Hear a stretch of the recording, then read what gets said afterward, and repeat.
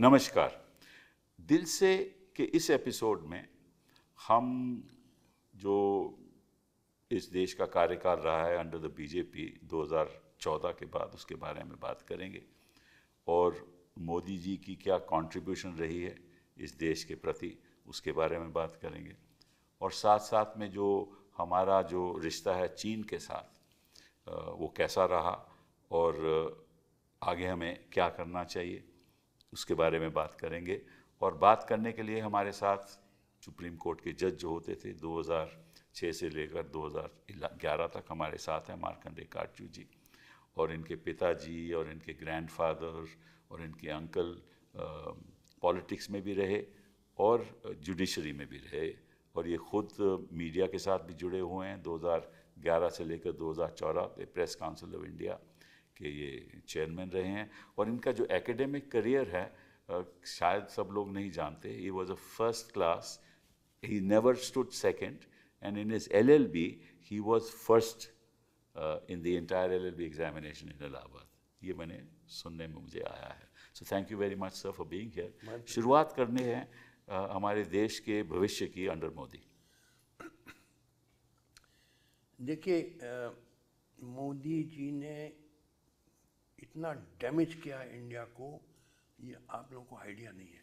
मगर ये समझाने के लिए मुझे थोड़ा वक्त दीजिए। ज़रूर ज़रूर। बहुत गहराई में मैं जाना चाहता हूँ, क्योंकि आप लोगों को पार्डन मी बड़ा सुपरफिशियल अंडरस्टैंडिंग है कि मैं ज़रा गहराई में जाना चाहता हूँ। तो ये समझने के लिए कि मोदी ने कितना डैमेज किया है इंडिया को, पहले आपको समझना होगा इंडिया क्या है। आप नहीं बता सकेंगे इंडिया क्या है। ऐसी बात नहीं, मैं थोड़ी मुझे भी जानकारी है, लेकिन मैं तो आज आपको सुनूंगा। अच्छा सुनिए। लोगों को नहीं मालूम इंडिया क्या है, तो मैं समझाऊं। ये समझना ज़रूरी है। Before I come to the question how he has damage, Modi has damage India, you must understand what is India. देखिए, this is broadly a country of immigrants. It is like North America. North America में mainly from Europe आए थे 500 साल पहले, फिर बाद में African slaves आए, फिर एशियंस और लैटिन अमेरिकन आए। 500 साल से लोग आ रहे हैं। That's because of our geography. India में नहीं, हम बताते हैं आपको, सुनिए। इंडिया में 10,000 साल से लोग आ रहे हैं। क्यों आ रहे हैं? यहाँ से कोई बाहर नहीं जाता था एक्सेप्ट ऑन 2 ओकेजन्स। एक तो जो 19th सेंचुरी में जो ब्रिटिश ने इंडेंचर्ड लेबर फिजी, मॉरिशस और ब्रिटिश गायना वगैरह भेजा, those were the poor peasants of East Europe and Bihar and so. And the second wave was the recent diaspora of IIT graduates and doctors and so. Otherwise, nobody left India. Everybody kept coming into India for 10,000 years. We are all foreigners. And 93-94% लोग जो रह रहे हैं India में, they are foreign blood. Foreign blood. आप और मैं foreigners हैं। पहले थ्योरी थी कि ओरिजिनल इनहेबिटेंट्स ऑफ इंडिया वर ड्रेविडियंस और आर्यंस बाहर से आए। अब ये एस्टेब्लिश हो गया कि both Aryan and Dravidians were invaders from outside, and the original inhabitants of India were the pre Dravidian tribals, जिनको आदिवासी कहते हैं या शेड्यूल्ड ट्राइब्स, STs, जैसे Bhils, Gond, Santhal, like the Red Indians in America. Like Red Indians in America, correct. तो ये जो आदिवासी आजकल सिर्फ 6-7% रह गए हैं। जी हाँ। बाकी को हमारे एंसेस्टर ने बहुत उन पर जुल्म किया, slaughtered them and drove them into forest and so on. वो 6-7% वो ओरिजिनल इनहेबिटेंट्स हैं। बाकी सब हम लोग इमिग्रेंट्स हैं। Why did people come into India, not go out of India? Now let me explain this, it is very important. देखिए, people migrate from uncomfortable areas to comfortable areas. It is natural, everybody wants comfort. तो पहले agricultural societies होती थी। What do you require for agriculture? You require level land, you require fertile soil, sun, you require plenty of water for irrigation. हाँ, तो this was in abundance in this subcontinent. आप रावलपिंडी से चले जाइए, Bangladesh, deep south Kanyakumari, sub level land, fertile soil, नदियाँ हैं, तालाब हैं, यानी पैराडाइज फॉर एग्रीकल्चर। तो सब लोग बाहर से इस इंडिया में आते थे क्योंकि this was ideal for agriculture, और बहुत एक्सट्रीम क्लाइमेट नहीं था। बहुत ठंड में आ जाए आपकी 5 डिग्री सेंटीग्रेड दिल्ली में हो जाता है, नॉट -20 -30 जैसे रशिया में। यहाँ से इंडिया से क्यों कोई माइग्रेट करे अफगानिस्तान जो बर्फीला है, 4-5 महीने बर्फ से ढका या है, सेंट्रल एशिया से, सेंट्रल एशिया पहाड़ी है, यानी माउंटेनियस, अनकंफर्टेबल, सब लोग आराम चाहते हैं. तो people kept rolling into India for 10,000 years, and that is why you have so much diversity in India. correct, absolutely right. Because whichever group of immigrants came, they brought their own religion, their language, their custom, their cultures and so on. This explains the tremendous diversity in India. देखिए, आप compare करिए India को with China.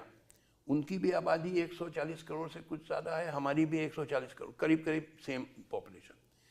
But there's broad homogeneity in China. All Chinese have a mongoloid face. 95% Chinese belong to one ethnic group called the Han, H-A-N. Correct. And they have one common written script called Mandarin. all of them, yes. बोलते भी बहुत सबसे spoken language है, हालांकि spoken languages और भी हैं like Cantonese वगैरह. मगर यहाँ पे diversity बहुत है, भयंकर diversity. Correct. और इसलिए the only policy which can keep the country together and take us to the path of progress is the policy of giving equal respect to all religions and communities. वरना आपका देश एक दिन नहीं चल सकता. What is there common between you and that boy from Nagaland? आप हिंदू या मुस्लिम हैं, वो क्रिश्चियन है. आपके कॉकेशियन फीचर्स हैं, उसके मोंगोलॉइड फीचर्स हैं, उसके ड्रेस हैबिट फ़र्क है, ईटिंग हैबिट फ़र्क है. आप कहते हैं कि ये हिंदू स्टेट रहेगा इंडिया, तो वो कहेगा अच्छा भैया हम अपना नागालैंड लेके I am living the Indian union, I am not prepared to live as second rate citizens. Modi ji ने क्या किया कि डिजोरे इंडिया में स्टिल भी है हिंदू कंट्री, सेकुलरिज्म लिखा है आपके constitution, but de facto he try to made it a Hindu country. And इनकी पूरी पॉलिटिक्स चली है नफरत पे, hatred against Muslims, inciting hatred between Christians also. Christians because Christians are much less, mainly against Muslims. That's right. देखिए, मोदी जी को समझने के लिए पहले आपको याद करना चाहिए कि basically he is an RSS man. RSS के मैं बहुत जानता हूँ, आप इतना नहीं जानते होंगे क्योंकि मैं इलाहाबाद में मैं वकील था, तो बहुत आरएसएस के लोग थे जो lawyers in high court and district, बहुत मेरे मिलना जुलना था उनके साथ. इनमें देखिए दो, एक तो दे ग्लोरीफाई एंशिएंट इंडिया एंड दूसरा दे हेट मुस्लिम्स. और इनका जो लीडर था एक ज़माने में गोलवालकर गुरु जी, उनकी 2 किताबें हैं, एक तो नेशन हू डिफाइंड और दूसरा bunch of thoughts, in which he has spouted venom against Muslims, and that is compulsory reading for all RSS members. So Modi must have read it many times. उसमें जहर उगला है मुसलमानों के खिलाफ कि ये लोग तो फॉरेन इन्फिल्ट्रेटर्स हैं और रेपिस्ट हैं, लूटर्स हैं, टेररिस्ट हैं एंड ऑल दैट. यही इनके खोपड़े में डाला जाता है. और मोदी जी बचपन से आरएसएस में रहे हैं. बात करें सबका साथ सबका विकास, but that is just a drama. No question of सबका साथ, क्योंकि जब आप हेट करते हैं मुस्लिम्स को, उनको नीच मानते हैं, घुसपैठिया मानते हैं, तो where is the question of सबका साथ? ये सब झूठ बोलते हैं. तो इंडिया की जो वेरी आइडेंटिटी है, वेरी सोल एंड स्पिरिट है कि it is a country of great diversity. तो Modi has struck directly against it, यानी he is tearing the country apart. पूरा social fabric को he is tearing it apart. ये BJP वाले औरों को कहते हैं एंटी नेशनल, खुद एंटी नेशनल सबसे ज़्यादा, क्योंकि जो भी इंडिया की सेकुलर नेचर और डाइवर्सिटी को अटैक करता है वो anti national, because you are going to destroy the country. मैंने एक आर्टिकल लिखा, आपको भेजा भी है. मैंने पढ़ा. ये there was a god in ancient Rome called Janus, J-A-N-U. Double faced. उसका एक there's a phrase in English language, Janus faced, which means two heads. एक face was looking forward और एक face looking backward. Correct. तो forward looking ये दिखाते हैं कि डिजिटल इंडिया और क्या है, $5 trillion इकोनॉमी और बुलेट ट्रेन और स्पेस मिशन, ये फॉरवर्ड लुकिंग फेस है. बैकवर्ड लुकिंग है कि एंशिएंट इंडिया में हेड ट्रांसप्लांट, प्लास्टिक सर्जरी होती थी, हेड ट्रांसप्लांट सर्जरी होती थी, और स्टेम सेल हम लोग को थेरेपी मालूम था, जेनेटिक. ये looking backward. In fact, he has only one face. That front-looking face is no face. It's just a mask. He is just जो ट्रेनिंग हुई है आरएसएस में, कि glorifying ancient India and hating Muslims. He has only one face. तो इसने जितना damage किया India को, I mean, people have no idea. अब वो बना रहे हैं अयोध्या में राम मंदिर. राम मंदिर बनाने से क्या कोई गरीबी दूर हो जाएगी, बेरोजगारी दूर, जो बेसिक प्रॉब्लम्स है कंट्री के, उस पे तो कोई बात नहीं करता है. बेसिक से एजुकेशन और हेल्थ के दो बेसिस कुछ नहीं. He incites hatred. पूरी पॉलिटिक्स इनकी चलती है ऑन इंसाइटिंग हेट्रेड. देखिए 80% population of India is Hindu, आप समझे. Now ordinarily Hindus are divided on caste lines, they are not united. True. But when communal passions are aroused, जैसे जब राम जन्मभूमि एजिटेशन अडवाणी जी ने चलाया था, तो सारे Hindus they united as against what they perceived as the enemy, that is the Muslims. तो ये लोग जानते हैं बीजेपी और मोदी वाले कि वैसे आप नहीं जीत सकते इलेक्शन, मगर आप अगर हिंदू वोट कंसोलिडेट कर दें by arousing communal passions and spreading hatred against Muslims. अब जैसे क्या हुआ, अभी यूपी में बाय इलेक्शन होने वाले हैं. 13 नवंबर को होना था, अब 20 नवंबर कर दिया. अच्छा, तो जब इलेक्शन होने वाले होते हैं तब कम्युनल राज शुरू होते हैं. सही बात. अब बहराइच में क्या हुआ, बड़ा आपने देखा होगा मैंने कि एक जुलूस निकल रहा था वो दुर्गा आइडल इमर्शन का, हिंदूज का, तो वो जानबूझ के गया इन मुस्लिम मेजॉरिटी एरिया, और वो गंदी गंदी गालियां बकी मुस्लिम्स के खिलाफ. या अगर हिंदुस्तान में रहना है तो जय श्री राम. तो इस पे जुडिशरी क्यों नहीं कुछ करती? I'm answering you. That judiciary is to a large extent, not entirely, large extent. They could have stemmed the tide. मैं आपको बताऊं कपिल साहब, आप जज नहीं रहे, मैं तो रहा हूं. 2011 तक मैं इन सब के साथ बैठता था. Even in 2011, most of the judges, court में नहीं, कोर्ट के बाहर किसी के यहाँ डिनर हो रहा है या कहीं पार्टी में, they were solidly pro Modi. Even in 2011, before 2011, मुझे चुप लगाना पड़ता था. देखिए ये बहराइच में जो हुआ, इट इज टिपिकल एग्जाम्पल. अब वो उसका दैनिक भास्कर जो बड़ा मशहूर हिंदी का अखबार है, उसके एक रिपोर्टर ने स्टिंग ऑपरेशन किया अबाउट द बहराइच ऑपरेशन. उसने कहा कि पुलिस ऑफिसर्स कह रहे थे, वो जो हिंदू बिगट्स थे, कि तुम 2 घंटे तक जो चाहे करो, हम will turn a blind eye, we will ignore it. You may have read it. Yes, I am aware. तो 2 घंटे तक. अब देखिए, कहते हैं एक राम गोपाल मिश्रा था, लड़का घुस गया किसी मुस्लिम के घर में और वहाँ भगवा झंडा फहरा दिया, और कहते हैं कि उसके रिएक्शन में मार डाला गया. अब वट एवर इट इज, अगर मार डाला गया तो ठीक है, उसके जिन्होंने मारा उनके खिलाफ आप क्रिमिनल केस करिए, आप प्रोसिक्यूट करिए, सजा दीजिए जो. मगर वेयर इज द जस्टिफिकेशन आपकी? आपने सैकड़ों मुसलमानों के घर और दुकान जला दिए, आपने हॉस्पिटल तक जलाया, और ये बुलडोज करने जा रहे थे इनके घर. फिर वो सुप्रीम कोर्ट ने रोका, वरना बुलडोजर चलने वाला था.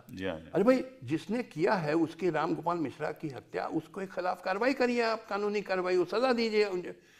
मगर आप सैकड़ों बेगुनाह मुसलमानों के घर आप जला रहे हैं. तो पहली बार पता है, बुलडोजर जस्टिस तो हर जगह होता है, हर जगह. सुप्रीम कोर्ट ने रोक लगाई थी. अभी गवाई साहब ने रोक. गवाई साहब का आई एडमायर गवाई साहब for this. He has taken a correct stand, which I doubt whether Chanchud would have taken. However, अब बहराइच में देखिए ये हुआ है. अब ये टिपिकल एग्जांपल है. क्या होता है, इलेक्शन जब आने वाला होता है तो ऐसा करो, एक जुलूस निकालो जहाँ मुस्लिम मेजॉरिटी लोकेलिटी है, वहाँ मुसलमानों को गंदी गंदी गालियाँ दो, उनके प्रॉफिट को, उनके कुरान पे. ये अक्सर होता है.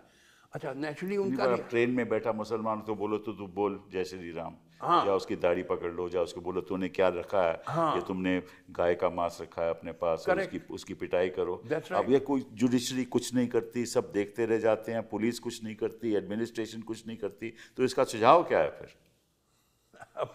No, this is the most important question that India faces today.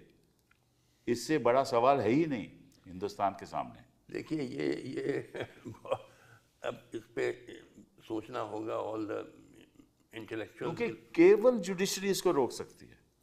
At least मेरी राय, हमें ऐसे जज होने चाहिए who are wedded to the values of the constitution, वही ना जो सेक्युलरिज्म की आप होने बात चाहिए, करते हो। देखिए होने चाहिए, होंगे, ये दोनों में और फर्क है। सिस्टम अपॉइंटमेंट का चेंज होगा ना तभी हो गया ना, कौन चेंज करेगा भाई, ये लोग चेंज तब मोदी जी करेंगे। वो नहीं करेंगे, वो तो चाहेंगे कि अपने अपने जैसे फेवरेबल जजेस आए वहाँ। तो आप मोदी जी की बात कर रहे थे, आपने उस खत्म नहीं की। नहीं, ये मोदी जो है, ये मैंने कहा ना कि इसके जो 10 ईयर टर्म हुआ है, इतना, एक तो देखिए सबसे, the test of every political activity is one and only one, Yes, and that is, does it raise the standard of living of the people? correct. Does it give them better lives? Modi ji के दौरान आप जानते हैं क्या position क्या है? The level of child malnutrition, if you go on Google and type child malnutrition in India, global hunger index, वो Yes, international yes, agency, we are way down. every second child in India is malnourished. Stunted. And over the last 4-5 years, we have slipped from position number 101 to position number 107 out of 125 countries Correct, surveyed. that's right. ये मोदी जी के 4-5 साल में जी हाँ, ये सही भूख, सही बात। आधे से ज़्यादा बच्चे और भूखे होते जा रहे हैं, ये मोदी जी का कंट्रीब्यूशन। अनएम्प्लॉयमेंट, अनएम्प्लॉयमेंट का आलम आपको मालूम है? 12 million youth are entering the job market in India every year. 12 million. Correct. Only less than 500,000 jobs are being created in the organized sector of the economy. Correct. So where do the remaining 11 and a half They join these they become hawkers, stringers, bouncers, criminals, suicides, beggars, the girls become prostitutes. ये हाल है आपका। एक चपरासी की नौकरी government advertise करे, हजारों application आ जाते हैं जिसमें कई PhD, बॉम्बे में हुआ था ना ये, आपको कई, मालूम अरे सब जगह हुआ है, यूपी में हुआ कई बार। एवरीवेयर। बहुत सारे उसमें PhD, MBA, MSc engineers begging for a चपरासी जॉब। That's true. ये आपका अनएम्प्लॉयमेंट का आलम है। हेल्थ केयर का हाल आप जानते हैं, देखिए कई दिल्ली में बड़े state of the art hospital आपके मैक्स है, फोर्टिस है, अपोलो है, मेदांता है, beautiful. I was treated recently in some of them, JP, but they are so expensive, ordinary man can't go there. yes, मैं तो क्योंकि रिटायर्ड सुप्रीम कोर्ट जज था तो आई फ्री मतलब मेडिकल। अब तो आयुष्मान भारत स्कीम आ गई, उसमें तो लोगों को राहत मिलती है ना। क्या चीज? Ayushman Bharat, I don't know what is that is. बोले हेल्थ सेक्टर में। अच्छा चलिए सुनिए, तो गरीब आदमी कहाँ जाता है? आप जानते हैं कहाँ जाता है? Most of them go to quacks, जिसको हिंदी में कहते हैं झोला छाप डॉक्टर। That's true. कोई डिग्री विग्री नहीं है, करेक्ट। नाम के लिए डॉक्टर अपने को प्रोक्लेम किया हो। अब क्या करे गरीब आदमी, रेगुलर डॉक्टर के पास जाने का पैसा नहीं है। आप ऑल इंडिया मेडिकल इंस्टीट्यूट चले जाइए, आपकी प्रीमियर इंस्टीट्यूट मानी जाती है दिल्ली में। It looks like a railway station, कोई पूछने वाला नहीं, बेचारे पड़े हुए हैं। सफदरजंग हॉस्पिटल जाइए, वो बुरा हाल है। तो बताइए, ये total lack of health care for the people, total lack of good education for the people. थोड़े से IIT वगैरह होंगे, बट आम स्कूल का बुरा हाल है। ये मोदी जी का ये तो कॉन्ट्रीब्यूशन। दिल्ली की बात है, आप देहात में चले जाओ तो और इसका बुरा हाल। हाँ, और बुरा हाल है। तो ये मोदी जी का कॉन्ट्रीब्यूशन है कि things are getting worse and worse. आप जानते हैं कि ये तो ग्लोबल विश्व गुरु हैं, आप अरे कैसे कह सब सकते हैं? ड्रामाबाजी में एक्सपर्ट है, ग्लोबल क्या है। और डेट, इंटरनेशनल डेट, मैंने अभी पढ़ा कि कितना 200 लाख करोड़ हो गया है, हमका बढ़ता जा रहा है। नहीं तो IMF in fact they have commented on it. बुरा हाल है यानी। और रुपया का दाम जो हो रहा है विद डॉलर, आपको मालूम है कि हाँ पहुंच गए। तो ये मोदी जी का कंट्रीब्यूशन है। 84 रुपीस तक पहुंच गए। मगर ये है कि जब चुनाव आता है तो most people, pardon me for saying so, are gullible. यहाँ 90% आदमी जब वोट देने जाता है, 100% नहीं 90%, ये नहीं देखता है कि उम्मीदवार अच्छा आदमी है, बुरा है, पढ़ा लिखा, अनपढ़, क्रिमिनल, नॉन क्रिमिनल।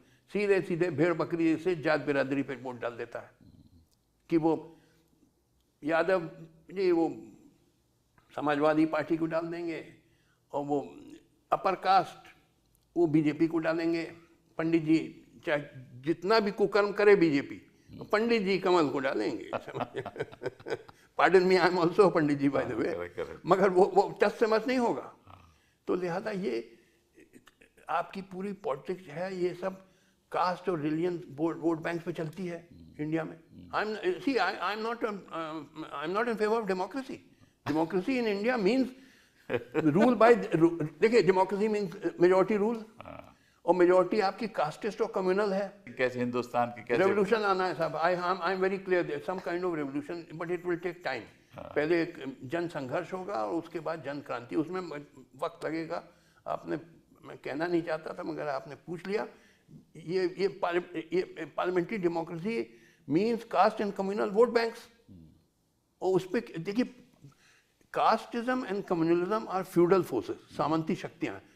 इनका विनाश करना बहुत जरूरी है हमारे देश की तरक्की करने के लिए। वो बात ठीक। मगर पार्लियामेंट्री डेमोक्रेसी और मजबूत करते हैं। तो शुरुआत से फ्यूडल कल्चर रहा है हमारा, अब आप पुराना भी देख लीजिए, फ्यूडल कल्चर रहा है। तो ये पार्लियामेंट्री डेमोक्रेसी तो और मजबूत करता है जातिवाद और सांप्रदायिकता को।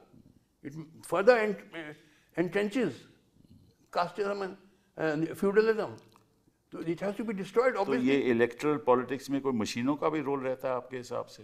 हो सकता है भाई, देखिए मेरे पास प्रूफ नहीं है, बट एवरीथिंग इज, देखिए but on a theoretical level, do you think that my vote should be counted through a machine or देखिए ऐसा है, ballot? एक कहावत है, all is fair in love and war. Correct, politics is a kind of war. correct. ये सब करते हैं, जब कांग्रेस था वो भी गड़बड़ करती थी, अब बीजेपी आई वो भी गड़बड़। नहीं, मैं इन प्रिंसिपल की बात कर रहा हूँ, वोट बैलेट से होना चाहिए कि मशीन के द्वारा होना चाहिए? अब आपसे मैं राय मैं जवाब दे रहा हूँ कि दोनों में गड़बड़। अच्छा एक मिनट, मानिए बड़ा सही अपराइट वोटिंग सिस्टम हो, मगर वोट तो पड़ेगा जातिवाद पे, पंडित जी तो जाके बीजेपी को डालेंगे। वो तो डीएम बटन तो नहीं दबाएगा ना, जैसे अब अरे बटन दबाओ ना दबाओ, मगर रिजल्ट तो फ्यूडलिज्म आएगा ना। चाहे कोई बटन ना, बिल्कुल ईमानदारी का सिस्टम हो, मगर आपकी parliamentary democracy will result in further promoting casteism and communalism. तो देखिए, ना तो आप जुडिशरी पे होप रखते हैं, ना पॉलिटी पे होप रखते हैं, तो होप रखते किस पे? रेवोल्यूशन पे, some kind of revolution. It will take, आप लोग हंसेंगे, मुझ पे सब हंसते हैं। नहीं हम हंस नहीं रहे। It is going to take time. यहाँ पे आप क्या, एक महान ऐतिहासिक जन संघर्ष होना जरूरी है, जिसमें सब लोग यूनाइट हों, हिंदू मुस्लिम सब एंड सब cast, and led by modern minded leaders who want to create a political order under which India rapidly industrializes. See, our national aim must be to transform India to a modern industrial giant like China or USA.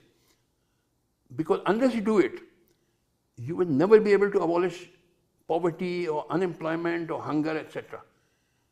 So therefore, you have to think out how can we transform India into a modern industrial giant. The problem there is that now we have what is called an AI, a revolution, right, that is taking place, where you don't need manufacturing jobs as such. You have artificial intelligence doing everything. And India cannot afford that. So I think the world is moving in one direction and we are moving in another direction. जो आपने manufacturing की बात की, वो हम compete नहीं कर पाएंगे global parts के साथ. There also I have grave reservations about artificial intelligence, but let's not go into it. I am saying that if you want to abolish poverty and unemployment and hunger and all your other great social evils, you have to transform India from a backward to a highly developed country. That I agree. और उसके लिए parliamentary democracy से नहीं हो पाएगा. It will require some kind of a people's struggle and people's revolution, which is going to take time. Some people ask me, where are these leaders, political leaders going to come who are modern-minded and patriotic and all? We had them at the time of independence. They were modern. We had, but I'm saying for today. Today it is मुश्किल है. तो मैंने कहा देखो, history, study of history shows that whenever a country is in a crisis, then nature throws up great leaders. Like for instance, in England in 17th century there was a crisis between king and parliament. Then Oliver Cromwell came up, who was unknown earlier. Yeah, American Revolution में George Washington and Thomas Jefferson, etc. No, you had Bismarck, you had so many people. So many people. Garibaldi in Italy. Russia में Lenin. Correct. तो जब कोई मुल्क एक संकट में होता है तो प्रकृति अच्छे लीडर्स को ऊपर तो आएंगे, अभी नहीं दिखाई दे रहे हैं. चलिए अभी तो नहीं दिखा रहे, आप सही बात कर रहे हैं, बट अभी लाल आंख भी नहीं दिखा रहे, क्या जी? लाल आंख भी नहीं दिखा रहे चीन को। लाला? हाँ, मोदी जी ने कहा था ना कि हिंदुस्तान अब चीन को लाल आंख क्यों नहीं दिखाता। कहाँ चीन, कहाँ India? They are 5 times ahead of us. What do you think about the relationship between India and China and the aspirations of China as a global power? Now, here again, you will permit me to go into some depth. Sure, sure. देखिए ऐसा है कि now we have to go a little back into history. In the 1930s and 40s, the main danger to the world was not British or French imperialism. It was Hitler's Nazi Germany. Nazi Germany was the biggest danger to the world. Why? Because Nazi Germany was expanding imperialism. That's true. Whereas British and French were defensive. British and French only wanted to hold on to their colonies. Whereas Hitler wanted to conquer almost the whole world. So Hitler was the biggest danger to the world. आज क्या है situation? China is like Hitler. It wants to, it is an expanding imperialist. True. कहने को socialist है, मगर socialist तो नहीं, it is capitalist and imperialist. Chinese are expanding because you know they have set up a massive industrial base.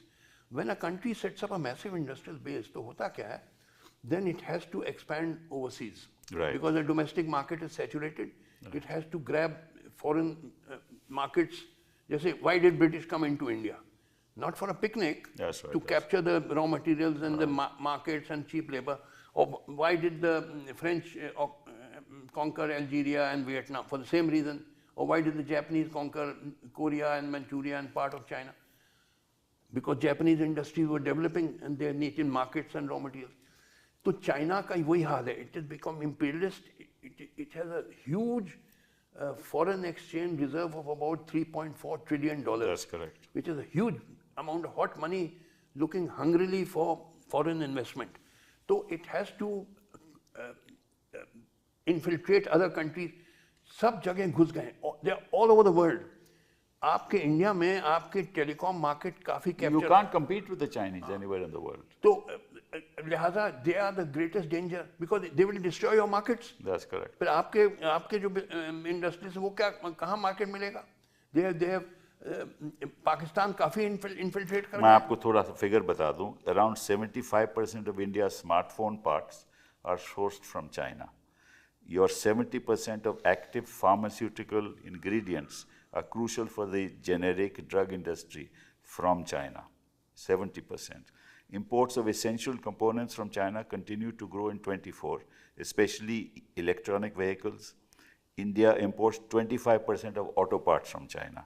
India sources 80% of solar modules and cells from China. Despite national security concerns, major telecom players still depend on Chinese equipment, with Huawei and ZTE being primary suppliers. China supplies 30% of India's textile inputs. Chemical and industrial raw materials account for a substantial import share, with 40% sourced from China. I can just go on and on and on and on. This is the extent of control of China on the Indian economy. देखिए, this is why I am a supporter of Trump. हम लोगों ने जीत रहा है कि हार रहा है? जीतेगा, but he is confronting China. जो सबसे बड़ा दुश्मन आज दुनिया में है, दुनिया का सबसे बड़ा दुश्मन चाइना है, अमेरिका नहीं है. And Trump had the guts even in his first presidency. He said Chinese have put up 25% tariffs on American cars imported into China. And we do 3% or something like 2.5%. Chinese export करें American market में 2.5%. But he said, how is this fair? Correct. तो he imposed tariffs और फिर करेगा.